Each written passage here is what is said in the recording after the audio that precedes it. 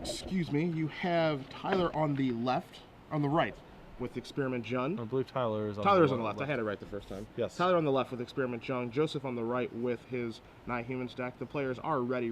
They're just looking for the green light. And we'll be underway here in our semifinals. So which deck do you believe has an edge here in this matchup? You know, honestly, this Jund aggro deck, Experiment Jund, has really impressed me thus far. Just with, you know, its power level. It's playing very, very good creatures. Not to say that the Nigh-Humans deck isn't, but I'm leaning towards the Experiment Jund deck. It's just, I was impressed when we had it on camera the first time. Yeah, no, I think Tyler played quite well the first time as well. Yeah, no, his play on camera against I believe he was playing against Blue White Red Flash. Yeah, was very impressive. So I would not be surprised to see him take this down. Although I do think that the threat base and the curve of the Nigh-Human deck is just a little bit smoother, a little bit more consistent. as you do see, both players are ready here. They've just gotten the green light from our table spotter, and we are underway here in the semifinals. Tyler Lindsey on the left is on 6 cards, and Joseph is going to start with a Champion of the Parish. Tyler's just going to start with an Overgrown Tomb, and he's going to pass it back.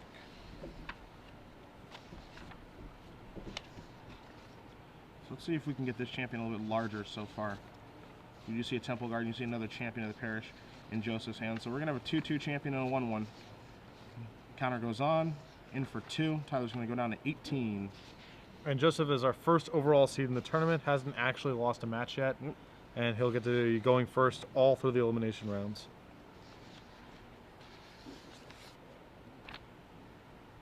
And Tyler's going to come out with the Strangleroot Geist, and that's going to play defensively, looking to hopefully trade with one of these Champions of the Parish.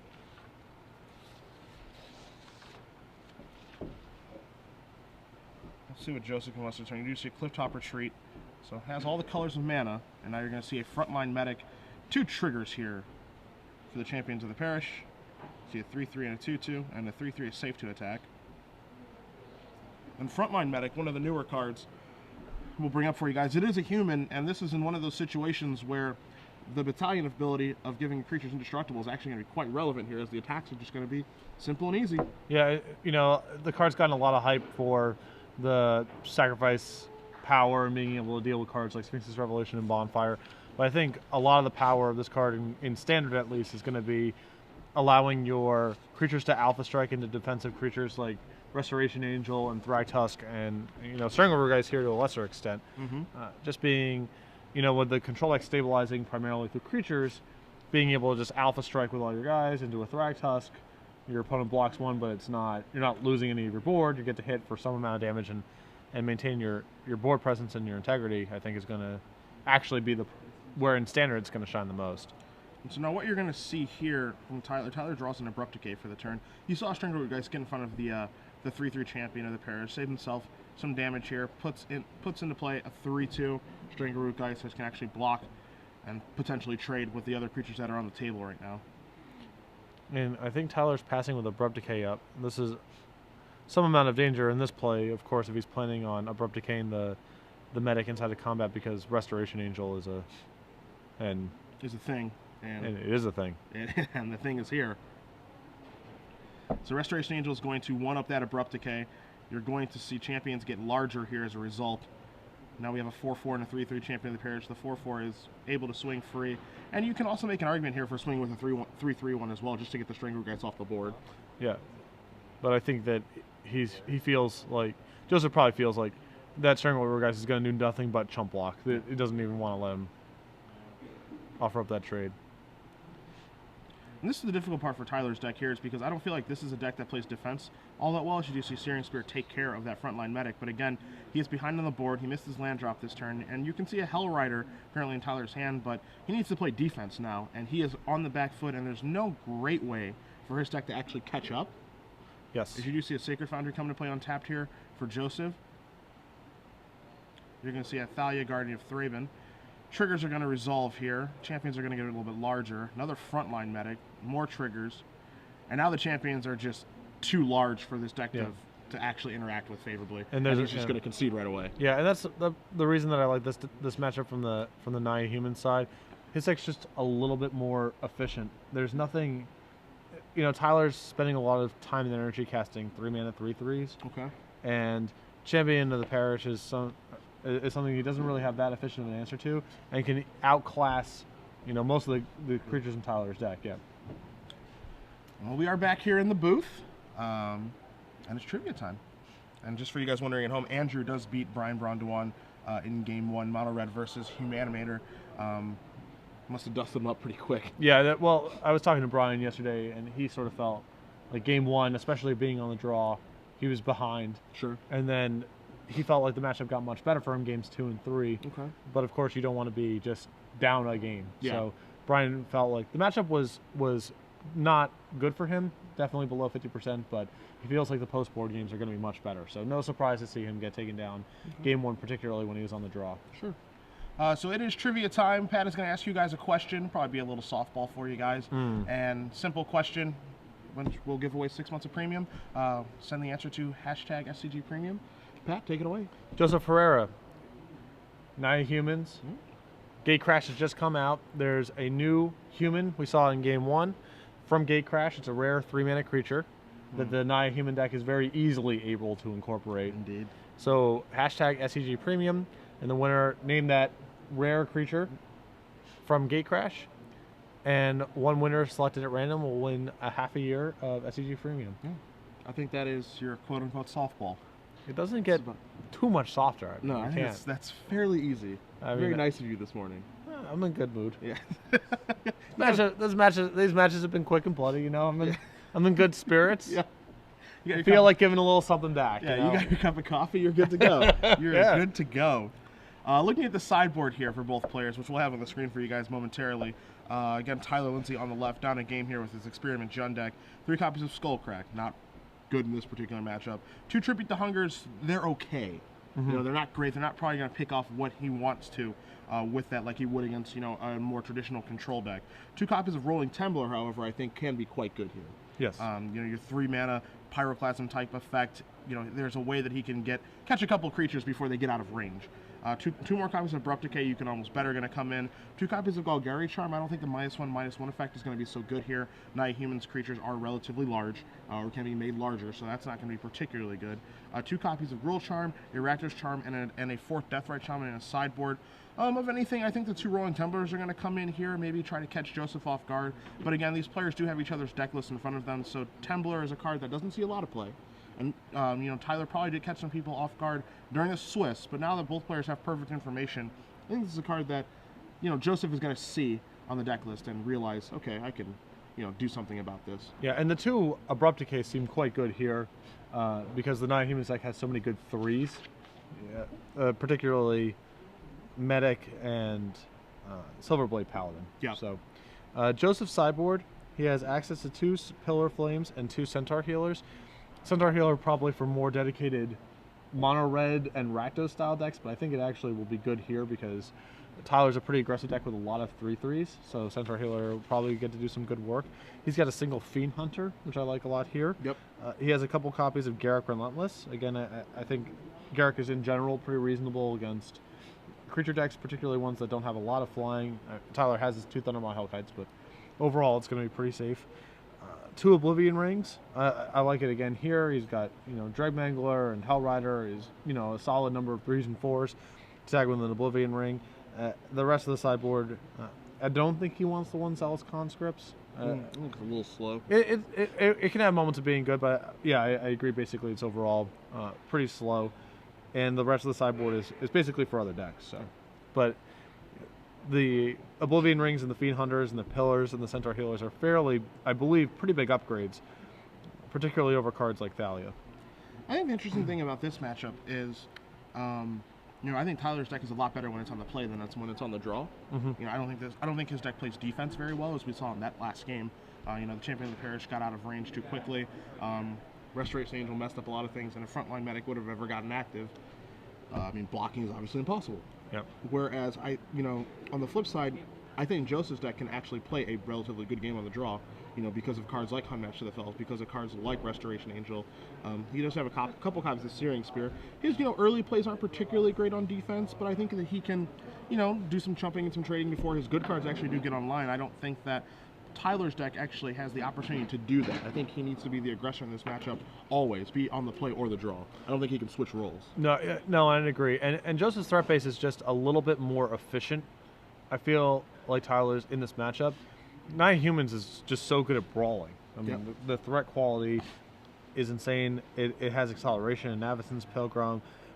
There's a lot more efficiency and synergy in what he's doing. Tyler's deck is just kind of a pile of good threats. Yep. They're all individually awesome. And I believe that the Jund list is more robust playing against decks that have removal, because he doesn't have synergies that are being broken up. He just has a density of very efficient threats. But this really isn't a matchup about removal. These are just pound for pound who has the better brawlers. And when the Naya Humans deck isn't being disrupted by a density of removal, I think it has by far the best creatures in the matchup. Yeah. And so that's why I think Tyler's just behind here. That being said, I mean, he certainly has a deck that can get off to some very, very nice starts with Experiment 1 into Stringerroot, Geistor, Flinthoof Boar, into Dregmangler. I mean, that's a start that's probably difficult for a lot of decks to beat, be it a Nine Humans deck or a Control deck or even a Mono Red deck. So we'll see if he can, jump out of the gates early this game, because he was a little bit slow out of the gate the last one. And as we saw, Champion of the Parish got way too large, way too quickly. And, then he had to actually Abrupt Decay a card like Frontline Medic instead of, the 3/3 Champion. And, you can predict, the Champion of the Parish is going to get bigger over the course of the game, but it's kind of a situation of damned if you do, damned if you don't. What am I going to Abrupt Decay here? And it just harps on your point of the synergies between the deck. They're hard to break up with just a couple of spot removal spells. You need that density or, that mass removal type effect to break up what Naya Humans is doing. Or you need to be doing sort of a mono red thing of putting a lot of pressure and picking apart the most relevant things as you're winning very quickly. Yeah. And the Experiment Jund deck isn't quite set up for that kind of battle. It's, like I said, just about playing just very pound per pound efficient threats. But they're not as efficient as Naya Humans, assuming the Naya Humans deck isn't having its stuff killed. Yeah. So we do see both players present the decks over. We are going to lay out 7 cards apiece here. Moving on to Game 2, Joseph Herrera up a game. Tyler Lindsey will be on the play for Game 2. Looking for a better start than the previous game. Takes a deep breath. Is he happy? Alright, he does keep, as does Joseph. Let's see if we're going to see a turn 1 Experiment 1, maybe a Deathrite Shaman. There's your Forest. There's no turn 1 play. Tyler's hand looks awfully land heavy from over here. Yeah, it does look like there are a lot of lands there. I know there's a Searing Spear among those cards, as you're going to see a Cavern of Souls naming Human to go along with the Avison's Pilgrim. Tyler takes a draw. You've seen Abrupt Decay, a Searing Spear as well. Yeah, I don't know if he has actually any real threats. I think he just drew a boar.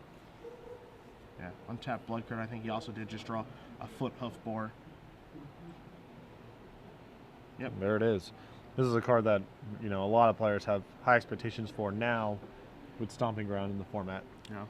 We saw a little bit of this card getting played even pre-Stomping Ground, so. Yeah, Mark Lalagoo. Yeah. Over in San Diego. There's a Thalia. I'm a little surprised to still see in the deck. A 2/1 First Striker is just not that solid against Tyler's threats. He has so many 3/3s. And he's obviously also not that spell heavy. Yeah. You're going to see a Woodland Cemetery here. And Tyler's draw step this turn was an Experiment 1. You see him kind of reaching for his mana. And he's going to Searing Spear the Thalia. A little surprised by that as well, because I don't really consider the Thalia to be much of a threat here. Yeah, I would have tried to take out a Pilgrim if you were committed to using a removal spell that turn. We'll see if it's going to pay off for him, as Joseph does draw a card.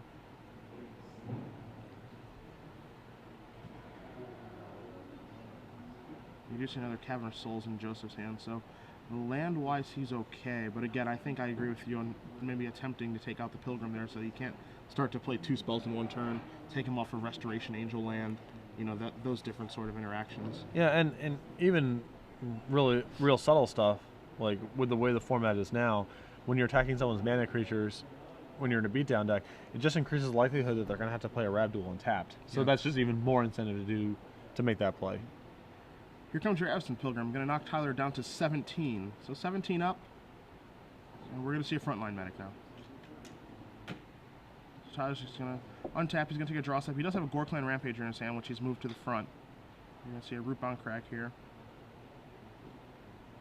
Searing Spear is going to take, Abrupt Decay is going to take care of the Medic. Stringerroot Geist is going to come across here.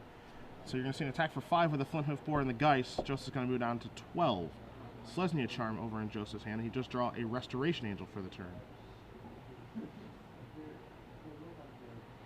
And Tyler obviously off to a much better start in this game, but I still feel there's a risk of just the creature quality in Joseph's deck overwhelming him. He has cards like Restoration Angel and Selesnya Charm.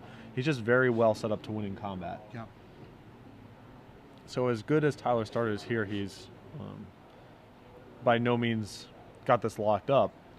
Although the Rampager in his hand also quite good. Yeah, makes combat a little bit more difficult. But in turn, the scary thing about the Rampager is giving one of those guys +4/+4 and trample, while great, Selesnya Charm can kind of make that backfire. Yeah. And you do see Joseph coming out here with a Silverblade Paladin pairing up here, and so that's what we might end up seeing this turn, Patrick. Yeah. As he does have that white and green mana available. And what you're seeing now is, what you spoke to in the sideboard games, Joseph can actually play defense. I mean, he has Selesnya Charm and Restoration Angel in his hand. He can actually try to lock up the ground, make combat very difficult for Tyler, and then eventually start attacking with a Restoration Angel. Yeah. Tyler really can't do that in reverse. So he's only got one way he can play, but Joseph's creature is so efficient and versatile, he can actually kind of shift gears. And you're seeing in this game when he's on the draw and a bit on the back foot. Now you can see Tyler considering things here. Again, these players do have they have each other's deck list. And so, he's thinking about right now, okay, my opponent has 2 mana open. It could be Searing Spear, it could be Selesnya Charm. Both are a nightmare for me right now, as far as Gore Clan Rampager is concerned, and the Blood Rush ability on that. So what to do. I can't even really attack very well because of the Silverblade Paladin. He's got 3 power first strike damage in play. I mean, you can just send the boar here and test the waters, right? I guess you can just double block. You still have to act first. Yeah. Yeah, this is tough. I mean, he can just consider developing his board here. I mean, the thing is while he is a little bit ahead, and Joseph is beginning to stabilize, if you're Tyler, I think you have to consider, all right, well, what's the rush? Yeah. Do I need to really pressure things here? And I'm even fine with this play of just playing a 4/4. Yeah. There's so many things that make combat go poorly for him that he might as well just commit another creature to the board. Over on the other side of the bracket, Brian Bronduin has won game 2, so that's actually our first game 3 of the elimination rounds. That's true. All of our quarterfinal matches yesterday were 2-0s. 2-0 beatdowns. As you do see in Joseph's hand, a Mare of Averbrook. He also has that Restoration Angel, Selesnya Charm, and a mystery card. As you're going to see Silverblade Paladin come across into the red zone. I feel like there's a Keswick Wolf Run. Okay. Yeah, there is a Wolf Run among those cards. But he can't activate it, right? Yeah, it's a card that he can't activate right now. But again, the threat of blocking here because of first strike with those spells that are in his deck is very, very scary. Well, I think that I would have been happy to block with the boar and just test the waters. Sure. Because you gotta see what's going on at some point. Either way, Champion of the Parish is going to come down post combat.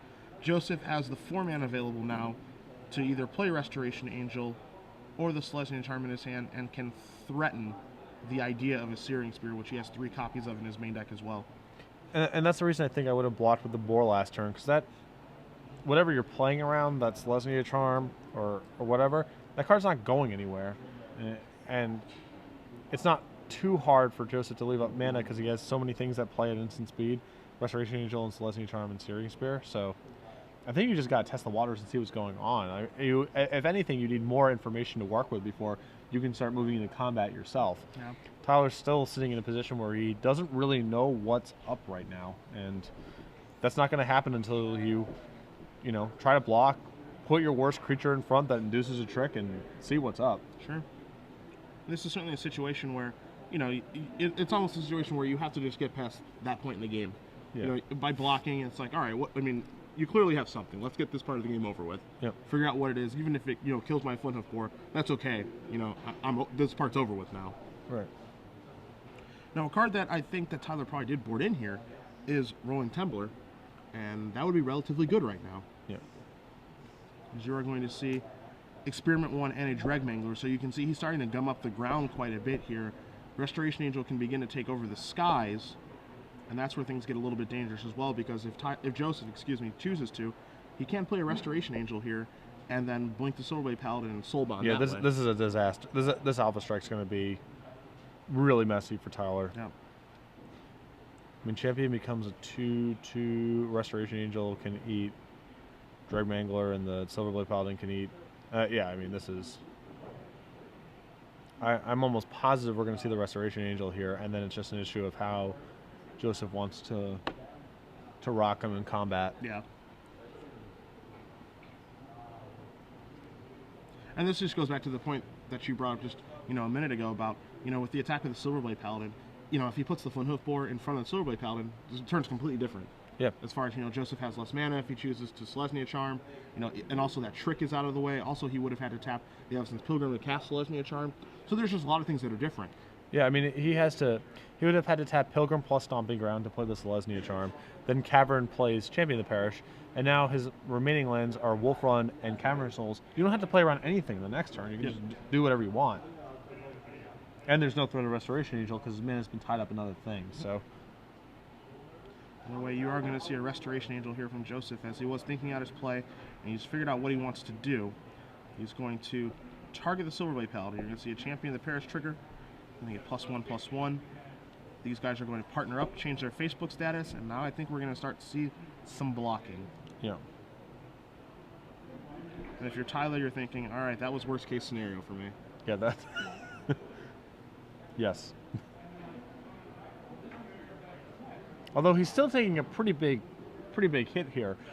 His two lines of blocking are get rid of the best stuff in play and lose some amount of my board presence, or try to just eat some guys with first strike, but take a ton of damage. So I think this combat's going to go very poorly for Tyler, but Joseph's still under some threat here, and it looks like he's going to take the road of he's going to take a big hit here from the Mangler and the Rampager, and probably just try to. Okay, he's going to just let this go through. Yeah, and he's just going to try to kill him on the counter swing because he does have the Selesnya Charm, and with the double strike pairing from Silverblade Paladin. Sure, it's 5/10. Yeah, it's effectively +4 instead of +2. Right. And so Experiment 1 can get in front of, the Silverblade Paladin, but we're looking at if he does Selesnya Charm the Angel, that's 10 in the air, 2 from the Champion, 1 from the Pilgrim, that's exactly 13. Well, actually, that's not true because he needs the Pilgrim to actually cast the Charm. So he does need a white mana now. Yeah, if he chump blocks the Paladin with Experiment 1, then he falls to 1. Yeah. So it's important that he doesn't get the math wrong on this step. Now he drew a Temple Garden for the turn, so this actually is going to change everything. And he also does have a Mare of Averbrook in his hand. So yeah, the Temple Garden means that he can just Alpha Strike and put Xaxes on him. yeah. He can fall to 1. So you're going to see the Mare of Averbrook here. I guess Mayor simplifies this too, Yeah. right? And he can play the Temple Garden on tap, fall to 1, and he has the Selesnya Charm now. And you're going to see an attack with all the creatures here. And there's, a good block doesn't really exist here. He's going to get in front of the Silverblade Paladin. And the Selesnya Charm is likely going to finish this off. 7, 8, 9, 10, 11, 12. And I believe as soon as Joseph flashes it, we're going to see a concession. That's There it is, yep. Joseph Herrera, still undefeated on the weekend. Yep. With 9 humans, defeats Tyler Lindsey in his Experiment Jund deck. 2-0.